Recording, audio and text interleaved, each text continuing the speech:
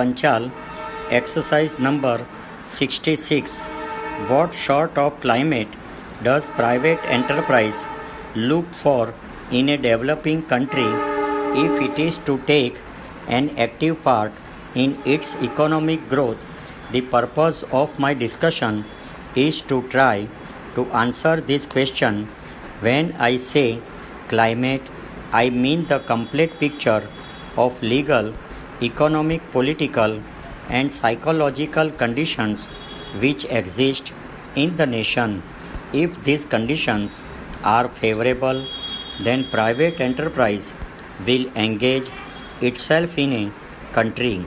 However, in the cases where the present climate is still unfavorable and troublesome, it is fortunately in the hands of the government to bring about appropriate change to improve the climate, provided, of course, that the government in question attaches value to the cooperation and assistance of private enterprise.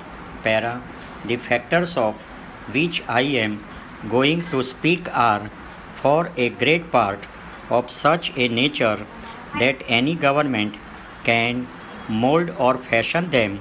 This, of course, does not apply to certain fundamental matters such as the country's geographical situation, its natural characteristics, which types of raw materials are available, whether they are domestic oil or coal deposits, or whether there is sufficient or little water power at hand. These are all points of the greatest significance for potential economic success, but they are beyond the control of any government. A relating conditioning factor is the stage of development already reached, which varies from country to country, but which must be the starting point for consideration of any economic expansion.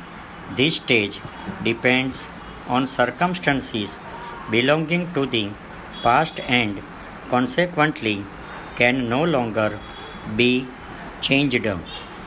I believe, however, it lies within the power of a government to establish or implement the conditions which regulate the speed of the economic growth.